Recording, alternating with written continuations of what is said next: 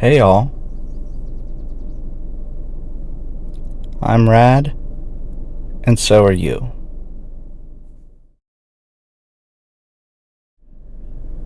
Brought to you by RAD's Writings and Ramblings.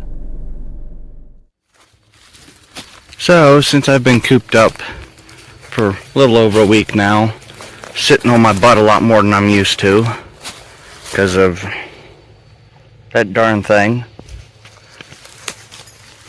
decided to take the pup out to the woods a little bit.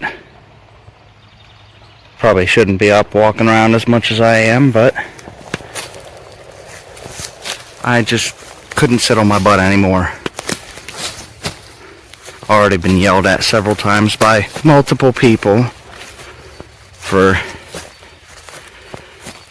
getting up more than I should.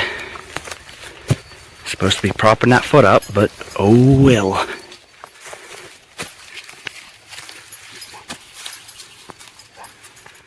Just like it too much out here.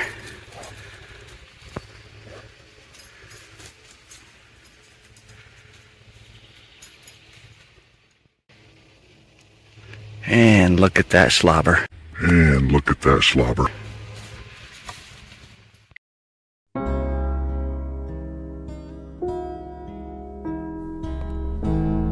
So, plotters and pantsers.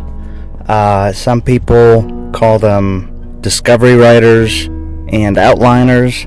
I like plotters and pantsers. And there's a lot of classic examples. No, scratch that. There are some classic examples of plotters and pantsers.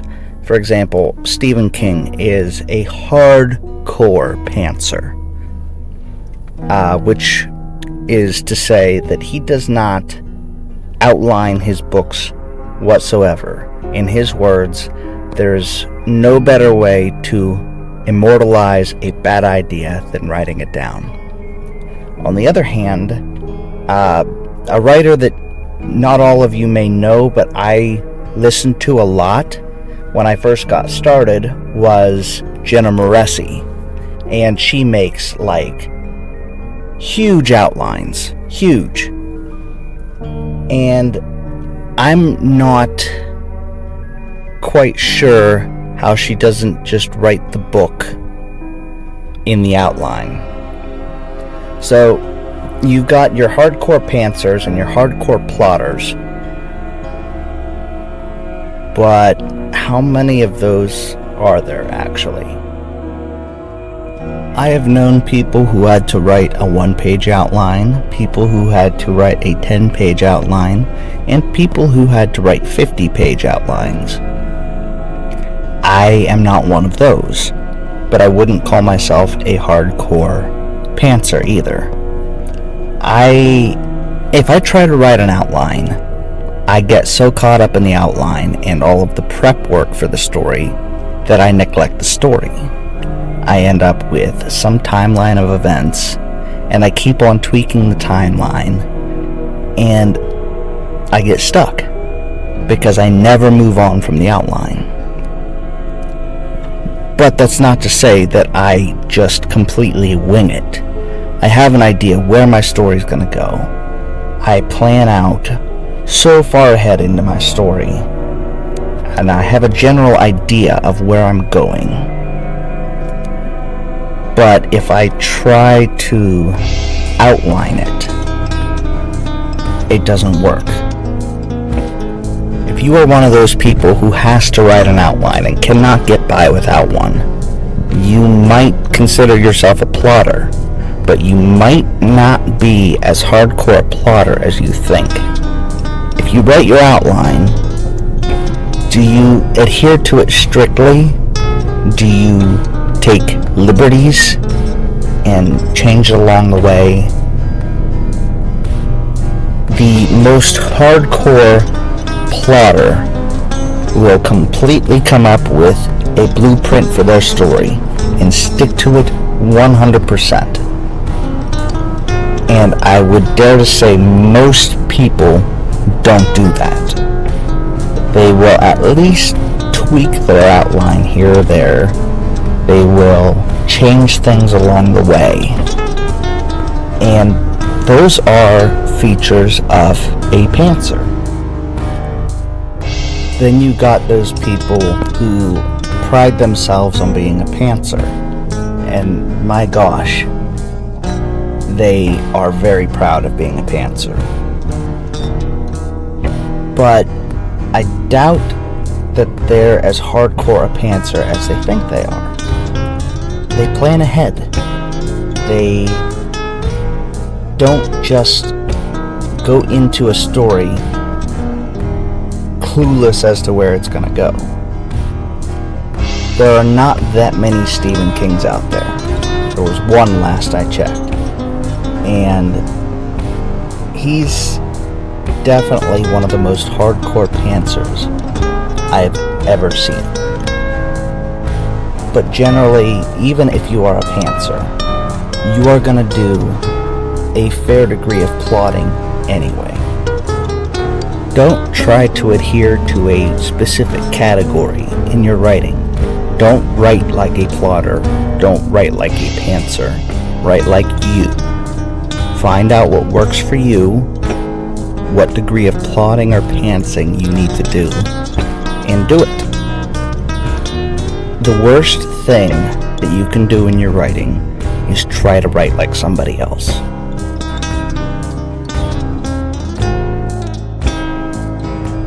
I write best in a certain set of circumstances, and a lot of it's all about mindset. It's all about getting in the right headspace to write. Some people need music, some people need dead silence, some people need chaos, and some people need peace and seclusion.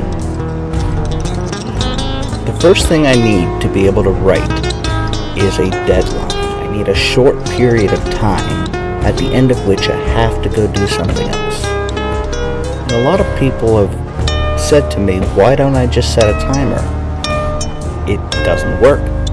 I need to have a non-negotiable deadline, not a timer that I can just turn off and ignore. I write very well at work when I'm on my half-hour break, and at the end of that break, I have to go back to work. It's non-negotiable. There's just something about that mindset that makes me write very well and very efficiently. The other thing I need to write is some kind of noise. It doesn't have to be loud, it doesn't have to be anything obnoxious, but it has to be noise. It can't be white noise from a fan, not music, not the typical sounds that go on around my house, like my dog barking or the dryer buzzing. Those are things that require my attention. I have to be listening for them, and they're very distracting.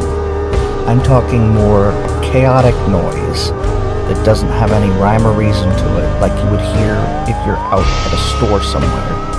Noise that has nothing to do with you, and you don't have to pay attention to it. But it's easier for me to ignore that noise than it is to ignore silence. So I tend to write a little bit better when I'm out of the house than when I'm at home. So there you have it. That's my style of writing when it comes to plotting or pantsing, and the circumstances in which I write best. Again, a lot of it is me personally. It works for me, and I couldn't exactly tell you why, but sometimes there's no why to it. It's just a matter of recreating the circumstances and writing in a way that makes you the best writer you can be.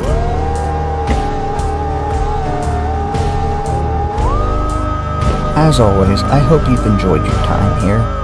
You can always visit my blog, RAD's Writings and Ramblings, where you can also find links to any other platform I'm on.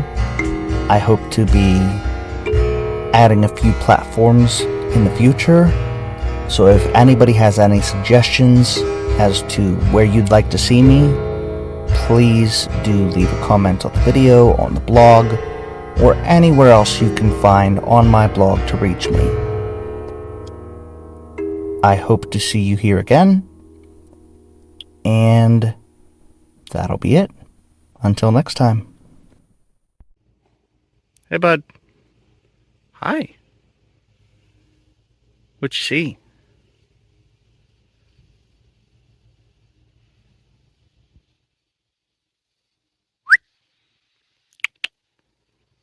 Ain't no distracting you, is there?